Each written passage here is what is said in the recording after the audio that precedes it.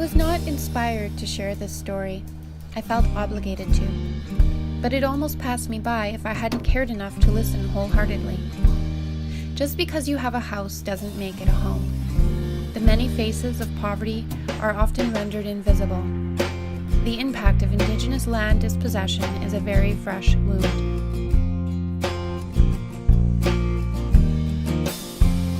Indigenous people in the NWT housing system were forced to be dependent on archaic policies created to control and assimilate.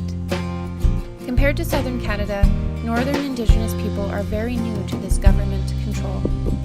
The northern capital, considered as one of the last frontiers, was established in the 1940s. Before then, it was considered a no man's land by people that were not from the north. But the Dene lived solely off the northern landscape far and wide from time immemorial, until the settlers began to encroach their land.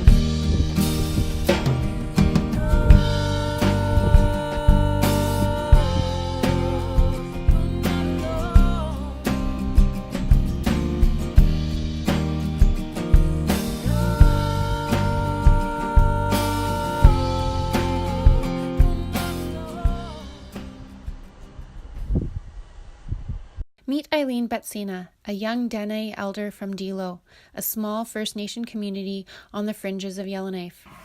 My name is Eileen May Betsina. I live in Dilo all my life.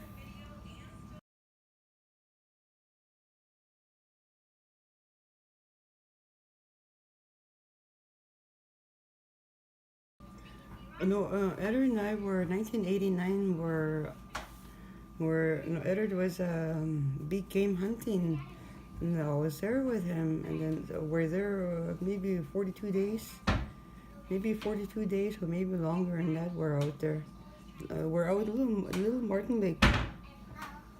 When we came back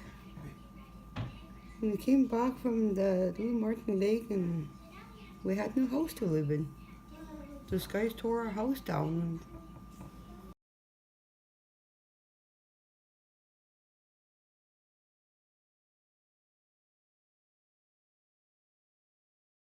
And I had my granny's cast iron frying pans and everything in that house. Everything was gone. Everything was gone. Destroyed.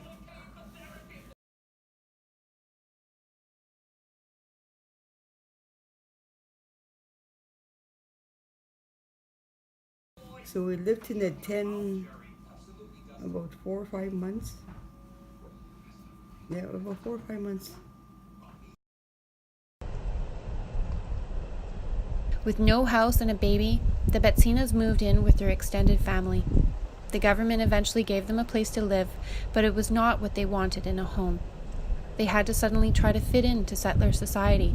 They had to begin paying bills, which they found difficult to afford. The biggest cost of all was the loss of their cultural practices. There was no assistance, we never talked to anybody about this. So we just lived in a tent and we just let it go. We never asked no questions. What happened to our house? Next thing was gone. Everything was gone. I'd rather live out in the land. Don't have to pay no rent. Don't have to pay for nothing. Live free. Just live free out in the bush.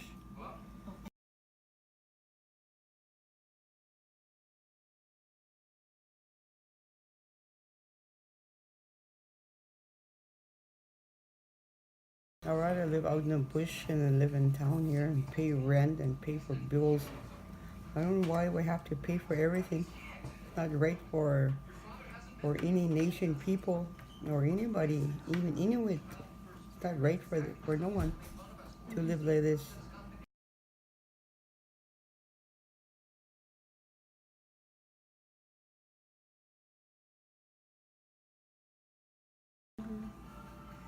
I want to go out. I want to go out this year when the lake's frozen, when everything's frozen. I want to go cut our own logs, build our own log house down here. We're gonna be the first one to have a log house.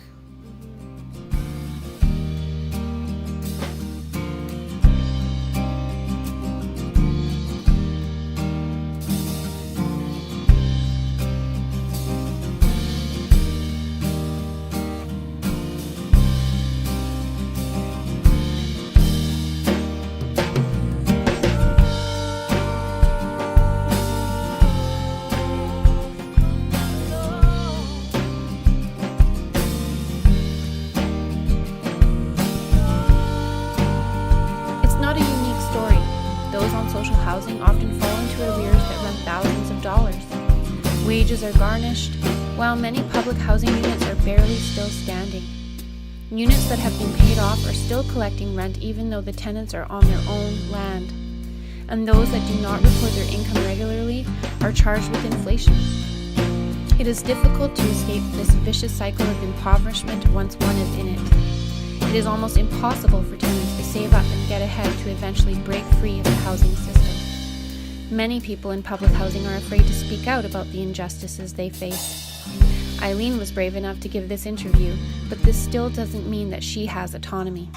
Eileen is reclaiming her culture and tradition, and most importantly, her land, her stolen sovereignty.